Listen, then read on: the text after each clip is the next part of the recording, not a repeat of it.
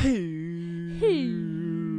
everyone, it's Ethan McKinley. And I know you're done. I know that you're done, but hello everyone, it's Ethan McKinley. It's the 2-minute TerMInator where we break down the TerMInator films I dribbled. 2 minutes at a time. We're on episode 48 of season 4. We're almost bearing down on the very end of Terminator Salvation, a bit like this T-800 CGI Terminator is bearing down on Christian Bale's John Connor. Bullshit Bale. Bullshit Bale. We're going from minutes 96 to 98, the 2 minutes bridging that gap. And listener James Spaldner writes in and says, "Hey, tell Ellie I said hi in real time, no less." He just wrote on the Facebook wall. So we're going to do some letters. Oh, letters. How many have we got?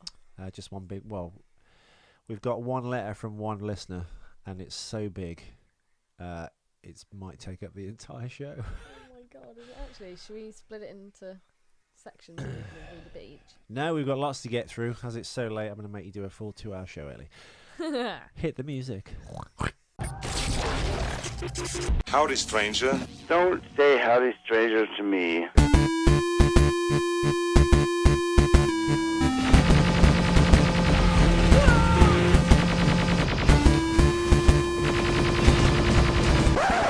You didn't do the fourth. Thank God. It sucked.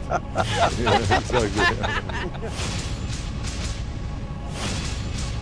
Hi everyone, yes, it's Ethan McKinley. It's late night Friday, and Ellie's here live in studio. We're going to go from, we're doing episode 48, and we're going from minutes 96 to 98. Basically, the 2 minutes start with Marcus Wright going, "Oh my God, there's a hole in the back of my head," and it ends with Christian Bale lying on a pallet full of Terminator heads. Surrounded by heads.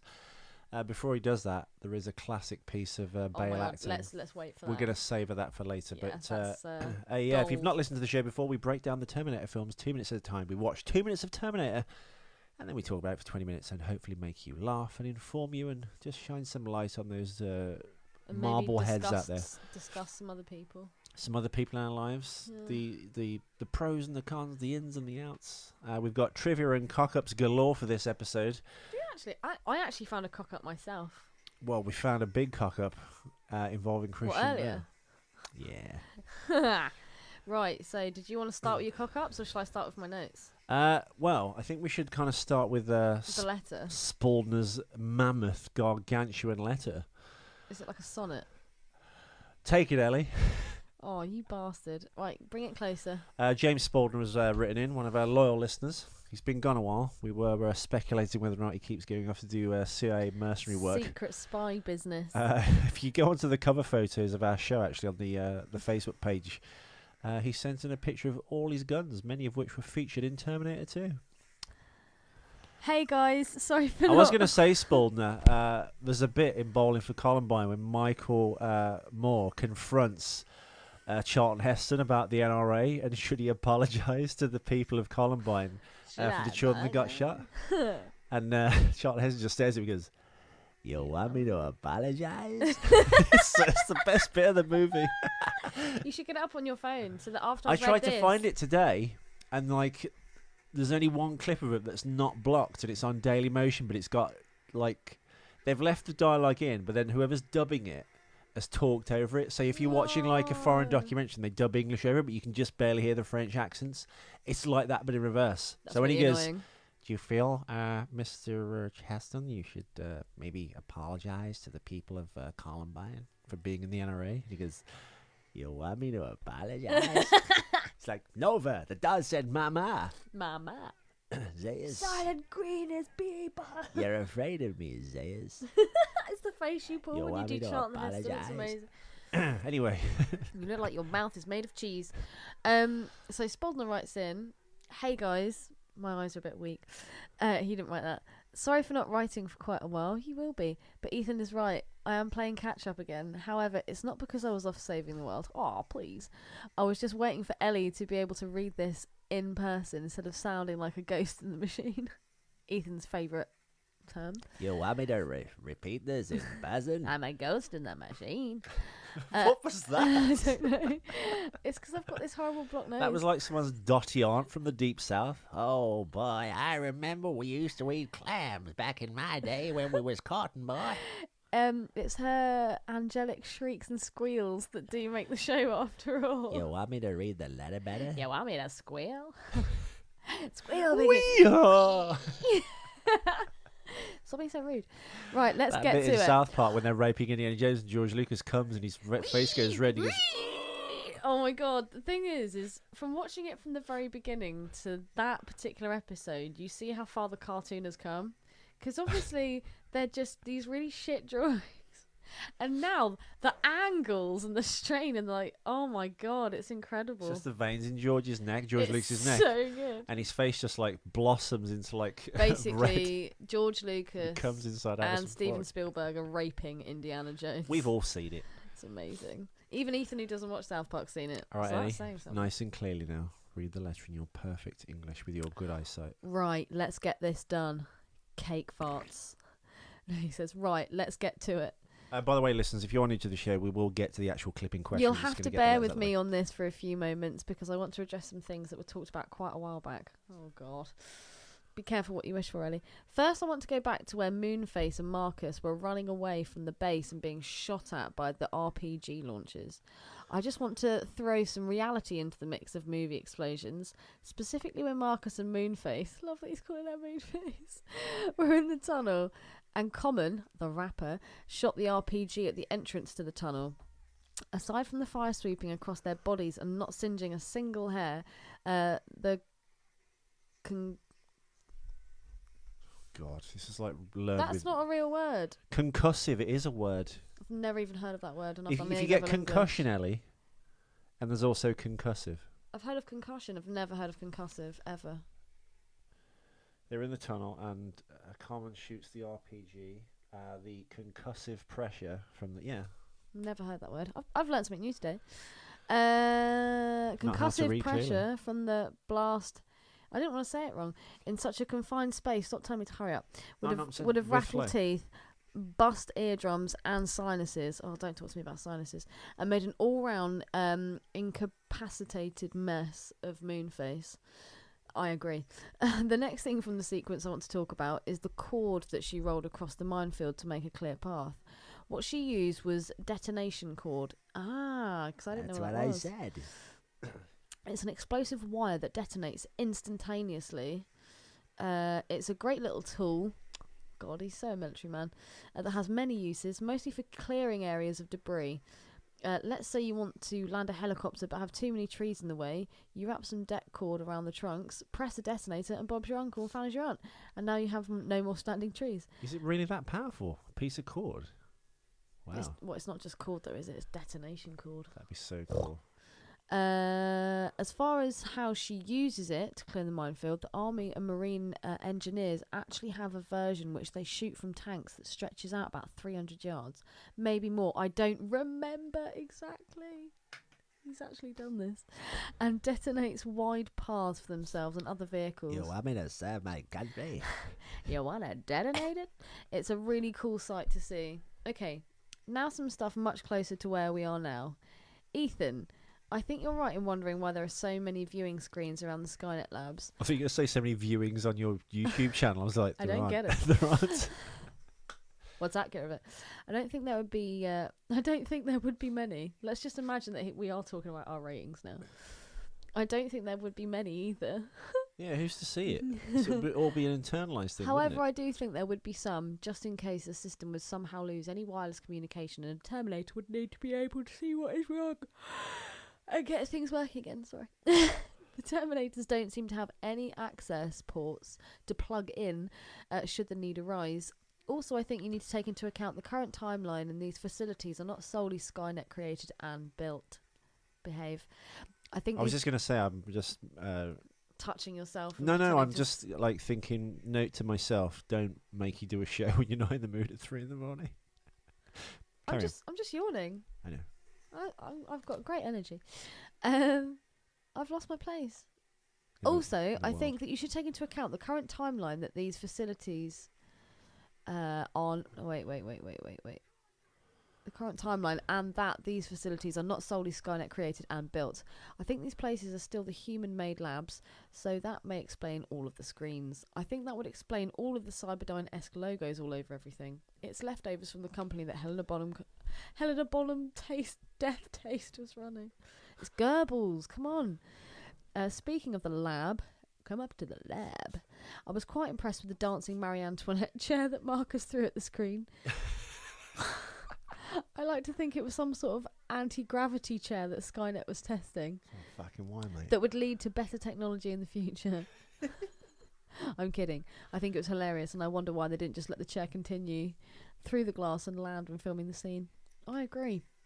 Finally, congratulations on all the new listeners. I told you it would happen. You guys turn out some good shit. Aww. Thanks, Gordon. I think when we say happen there, it's happen in lowercase. Also, I heard you mention that you were trying to keep it more PG. It's true. But please only try for 75% of a PG show. The R-rated parts are what makes the show and sets it apart from anything else. See? I always thought it was the extra minute you get. It's the extra inch.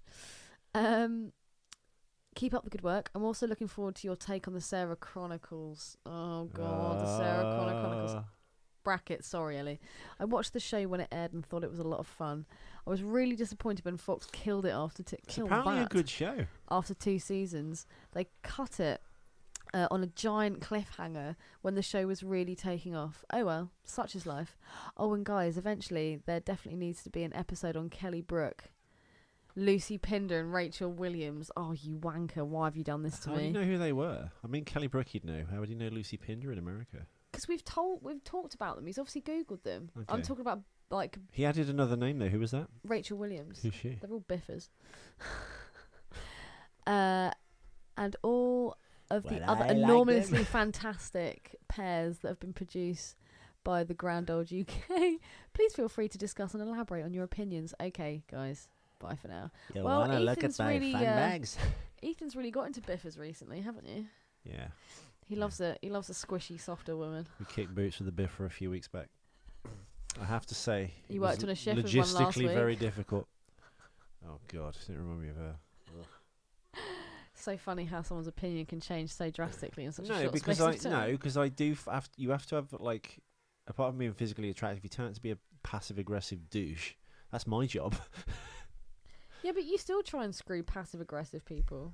Well, because sometimes the hate sex can work. So why is this any different? It isn't. It was the opposite of TerMInator. I took on a T600 and lost. To a girl? It was like Robert Patrick fighting To a a giant rubber 24-year-old animatronic. girl Yeah, with a baby yeah, wasn't mine. that we know of. I was trying to like kick it under the desk. Like in Perfume, the film, Were we when just the there? girl has the baby in the street in Yeah. the beginning and she just kicks it She goes, underneath that "Ugh," it fell out of her and I just booted it under the desk. where all the fish are. She goes, "Get that, would you, love?" Like, was it Meaning of Life? Oh, Those God. babies keep falling out of that woman in Yorkshire. Get that, would you, love? And he just puts it up and yanks the cord out of her. Should we get to the clip? Let's get to the clip.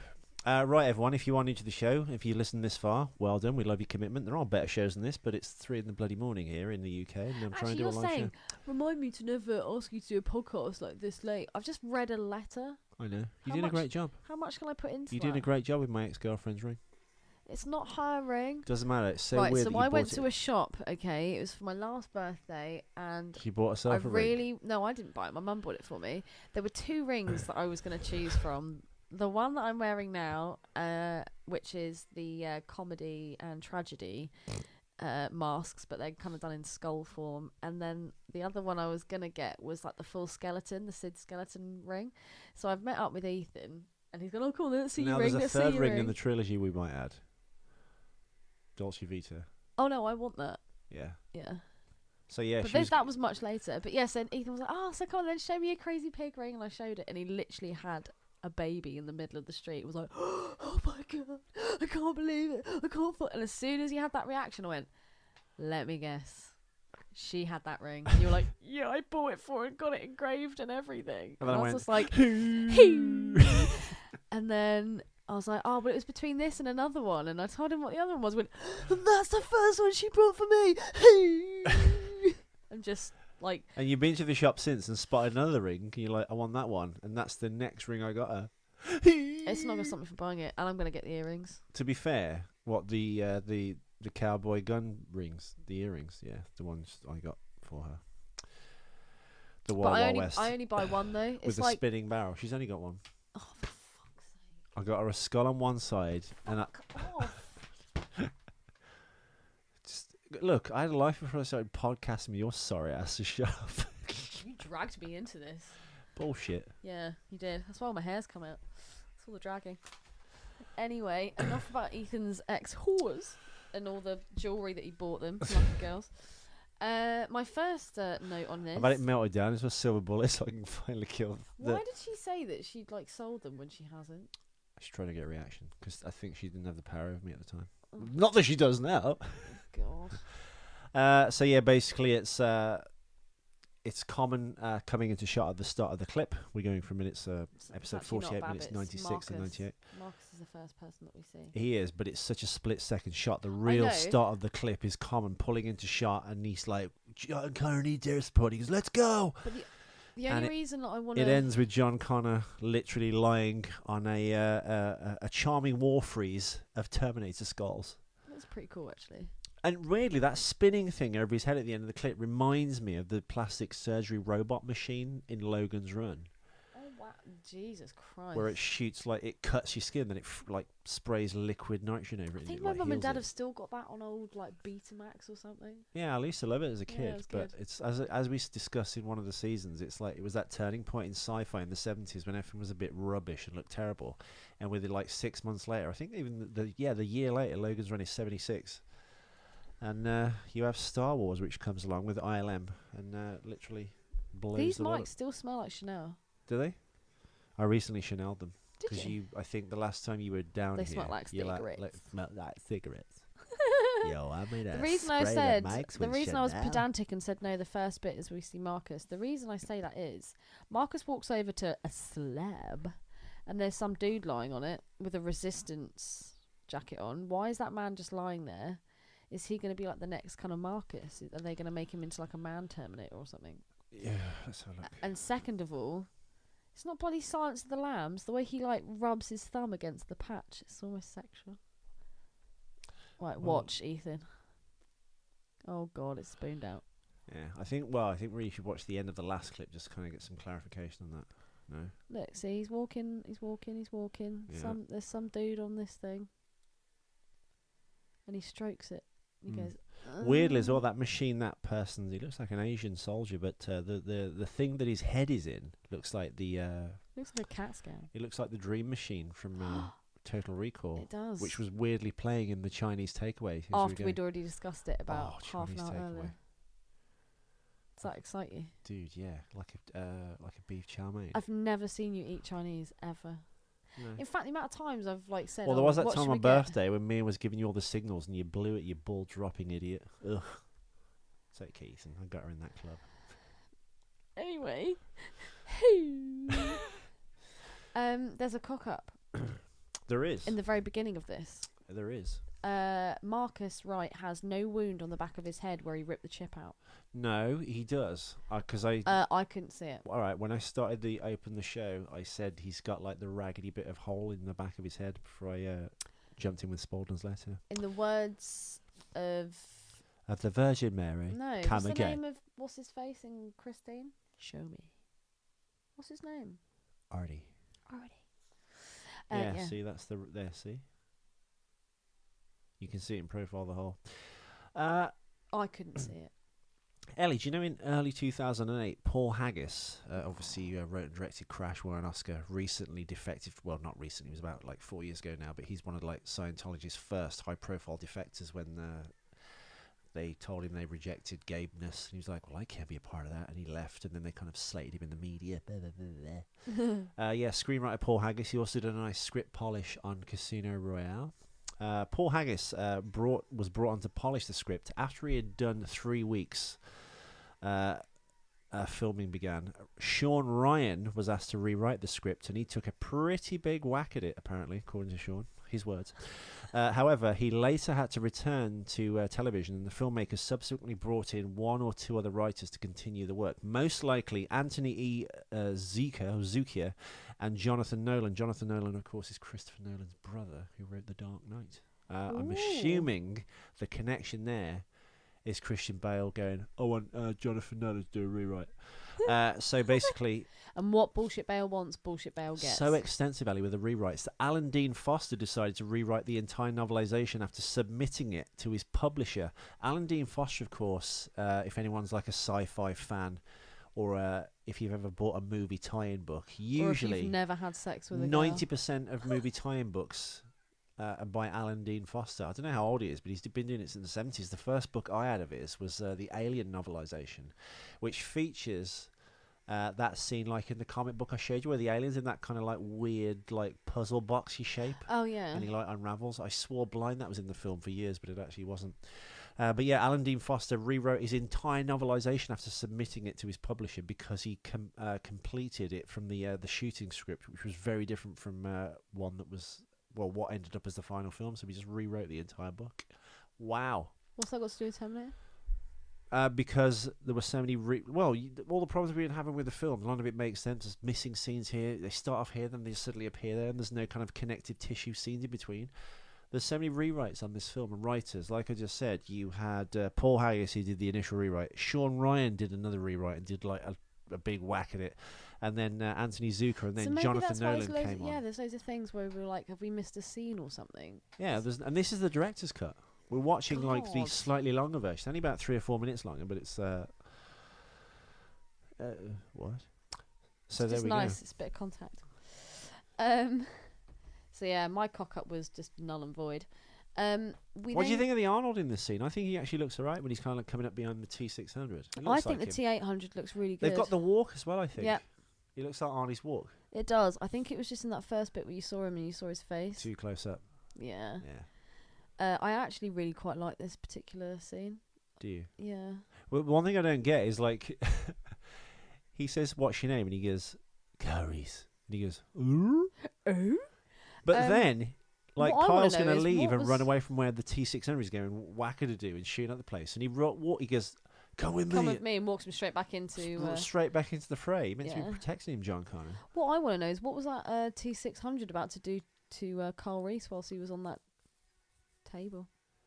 I think he wasn't. He was just debilitating him so he could kill the others. But he would have kind of like probably shot at Star and everyone and all the people, and then turned his attention back to Carl Reese. But while his attention was away, it just looked a bit rapey. And then Carl shouts, and I would have thought a TerMInator would just be solely focused on the matter at hand, as opposed to thinking, oh, there's a little girl. I suppose over they're there. like clunkier and slower and Who stupider. can I say? Aren't they? We have another scene of her just stood there, being screamed staring. at by people. Yeah, she's great at that. If you ever want someone startled and black, I just don't know how he takes out the T600 with the freaking screwdriver.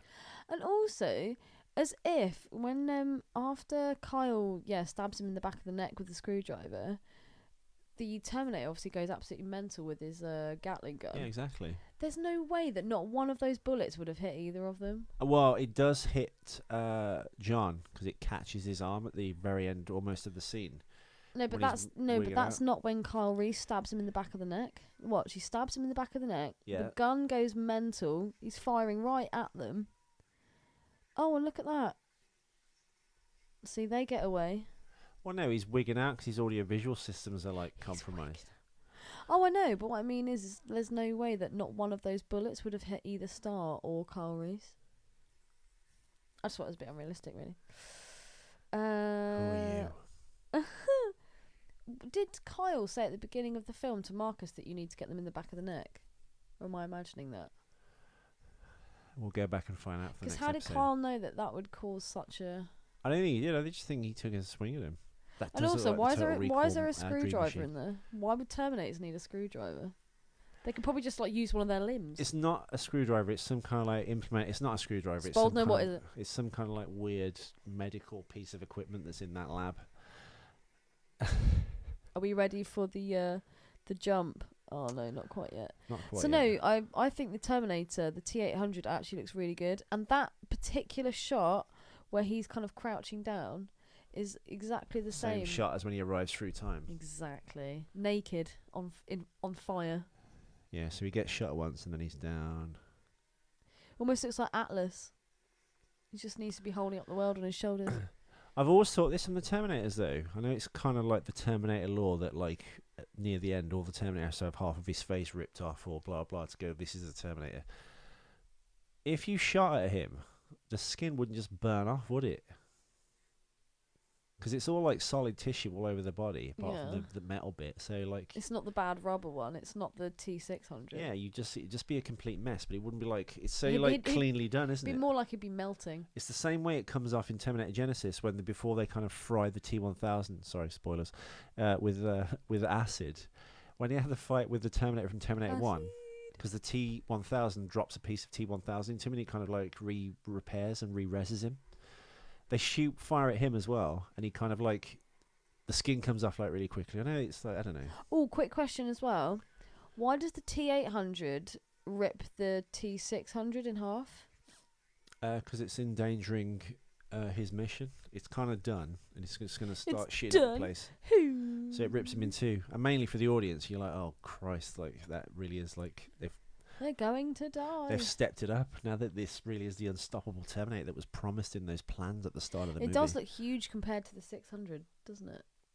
I thought it did. No, it's smaller. What? Oh my God, how many of these shows have we done? The T600 is like 7 feet tall or taller. It's a much bigger robot. No, but Arnie looks huge. I mean, like his chest and everything. No, it is when in he this, walks but like forward, when you see him walk up behind him now, watch, you will see he's much smaller. Oh yeah, shorter, but I'm Yeah. talking about like chest size and like he shoots that off and I swear he looks massive. Well, I know they, like I said, they scanned the head and the body off like old molds that were in Stan Winston's studio. That's so cool. I'd love to go in there. I'm not sure if they actually do any like digital reworking of anything, because like, they were going for the 1984 version of Arnold, which they used in Terminator Genesis. Here it is. Right, Ethan, do it. It's 1 minute 53 into the clip. Oh my God. They shoot. Bullshit Bale shoots the Terminator twice, and then he turns and shoots a hole through the lab wall so they can escape.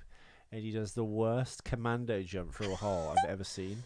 Anthony Yelchin and Star do a much better job. I think it's quite obvious as well. The drop that they drop into, they're clearly just jumping onto a mattress there. It's the way he does It's that. amazing. It's like when you're trying to play army as a kid at school. It's exactly like There was that. always one dude, she was taking it way too seriously. I saw it, it's like, oh my God. I'd love to see Bullshit Bale die. Like really slowly. Give me your best dying scene. Yeah, that's That'd be incredible. spinny thing. And then they land in that It's just Why so would- funny. if they've jumped down into something, Yeah. why would all the faces be on the floor? Why would all the Terminator heads be on the floor? I know. I don't know. Because I always thought that was in a war. And also there were two chicks stood there, and then when they go back there's only one. That was another cock Well, I've up. got a cock up for you. Cock up. When Kyle and Star enter the T-800 manufacturing facility, we see several T-800 skulls. The skulls already have brightly lit red eyes placed into the eye sockets. When the camera cuts to the next picture, we see them. We see an assembly arm installing the eyes into the eye sockets of one of the skulls. So that happens after they've been taken off that kind of wall of death. But they just got it backwards, basically. I've got another cock up. Cock up. Bing bing. Is that two cocks? Up. Yeah. Oh, well, your metaphors are blithe. Blithe spirit. That's what you are. I love that film. That's got Rex Harrison in it. Oh, shut up with your Rex Harrison. I love Rex it. Harrison isn't sexy. He is. Isn't. In the He final hasn't got a battle. leaky pot body. Get back to you. In the final battle scene, after the Terminator pretends to be Kyle calling for John, there is clearly a wire attached to John's back before he is pushed to the lower level. That's from a future scene. Are there any more? Yes, Cock up. in another future scene, John kind of says that the power cells used to blow up Skynet base of the T-800. We did this yesterday as well. Dude, this is a bit like the Terminator timeline. It's just all over the place. This movie fact within the universe is in fact false. The power cells were created for the T-850 scene in Terminator 3. if those particular power cells were using the T-800 from Terminator 1 or Terminator 2, they would have either ended catastrophically with an explosion after being crushed at the end of Terminator 1 or just being thrown into molten metal at the end of Terminator 2. Molten metal. Also, when John is lying on the ground of the factory floor, the Terminator is bearing down on him. The Terminator appears to be right beside him when he shoots the part that releases the hot fluid. This is from another scene, by the way. And lands on the Terminator, but we'll cover it in that scene as well. The Terminator is then suddenly further away from John. Not my words, Lynn. The words of Shaking Stevens. IMDb trivia. My last question. We have discussed the heads that are on the wall or on the floor. On the floor. Are they T600 heads or T800 T800 heads. So that's it now. The T600s are done. No, I think I imagine they'd still be in service. They wouldn't be ever taken back in. I couldn't imagine Skynet doing that. If it's a functional robot and it's still out there doing its thing, why recall it? True. It's just extra forces out there, and I mean, I don't know why they don't make more Marcus Wrights. Because surely that would be like the ultimate, having it half human and half Well, machine. I guess they have to return back to the drawing board. That's why that person was lying on that thing. That's so that's maybe what I that's thought. the I was like, is intonation he you have the to next take from Marcus Wright? Yeah. That they're like, well, that facility was blown up. We lost all that information. Even though I guess if Skynet is clouded and everywhere, destroying one human experimentation camp wouldn't really affect the progress of Skynet. But I think that's what they're doing there. This is another version of that, but within Skynet. So there could be lots of Marcus Wrights. In fact, there could be some out there. What, like in real life? If now? you were doing a comic book series, are you a Terminator? Well, no, because they did do a prequel comic series to Terminator Salvation. You could argue that there's lots of Marcus Wrights out there. He just happened to come out of that particular facility, and by a pure quirk of fate, he's gone to be discovered and brings John to the thing. I'm gonna make it after all. I lied. Yeah, Roddy McDowell should have been Marcus Wright. Oh my god! Like in a fat camp, weedy what, gay. From Beyond the Grave? He's dead. Oh of my course. dear, I do hope Skynet's not a friend of yours. I do hope Bullshit Bale is not a friend of yours. You want me to be Bullshit Bale? I can't believe you can't find that clip. That'd have been so good to I end found the with. clip. There's dubbing over it. Yeah, but then it's not the clip. You want me to apologize? I might have to video you doing it. Get your stinking paws off me, you damn dirty ape! It's the way you make your mouth. It's move. the way Charlton Heston talks. Almost as good as your Michael Caine. You're afraid of me, Zeus. You want me to apologize? Thank you so much for tuning in, everyone. Thank you for listening. Sorry it was a bit low energy at the start, and thank you so much for your letter, Spaldner. Yes, it was awesome. I would say don't go changing, but Don't go changing. I would say send them as 3 separate letters, No, but I then we'd quite fuck it liked up and we'd that. forget I liked the other parts. Spaldner, you know what, mate? You You do nothing can write, wrong. You can write as much as you want. You're the patriarchal mascot of this show. Oh, and John Shut up, Nichols. I know it's a bit late, but I am in Birmingham. You said for me to say when I was next here. Brilliant. So There's I'm going to be here. a midnight vigil outside the house now. You're just gonna hear little stones going. Tick, tick, tick. Have you ever had someone throw stones at you window? It'll be John Nichols dressed as Hoggle from Labyrinth. Dude, I would definitely go outside just for that. So there you go, John. Oh my god, I wonder Stick if an apple up her ass. John, can you superimpose my head on Hoggle's body, please? I reckon that'd be You amazing. don't need to. You've got fucking Hoggle's head. Cancel that order, John. No Photoshop required. All right, put Ethan's head on Hoggle's But body. thank you for the sex with Darth Vader picture, which you can see in the show notes. I'm talking into the mic. Iggy Pop my arse. Butter my arse. I didn't say Iggy Pop. Oh, shut up. Anyway, we should return tomorrow with Fab. episode 49. Actually, we won't. We'll return on Monday. I'm going to try and get her to do a bunch of them maybe tomorrow before she leaves, and then I can just release them, and you can have a few days off this week, which is Why nice. would I want days off? I'm committed to this. Because you've started this new job. Well, I know you're not, but I'm patently aware that starting a new job is quite stressful before you fit in, and it's quite an arduous journey. And Yeah, I know, but I've I not done can't anything afford for like to the get. last. Basically, the company I work for, I've got Ellie a job at. They don't know I'm involved, and she's installed at a high position, so it's hopefully going to benefit me. Let's hope they don't ever listen to this show. Thank God. Thank God, of course. You can find us on Twitter. You can find us on SoundCloud. You can find us on Facebook. Like, retweet, share, spread the word. All the listen bits to we it. have an issue with in this Listen to it scene, again. you can actually watch it on repeat on our in-video commentary on YouTube at 2 Minute TerMInator. Please check that out. Please do. Ethan spends so much time, hard effort, and It's actually the bit that makes this show a pain in the arse, but Yeah. ultimately, that's what makes it look good. in the future, it's where the show's actually going to live. So, are we doing better on SoundCloud or on YouTube?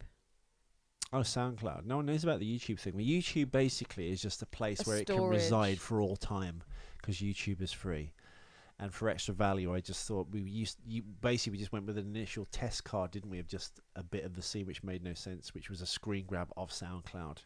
And now we've graduated, and I know how to work the copyright people and butter their asses.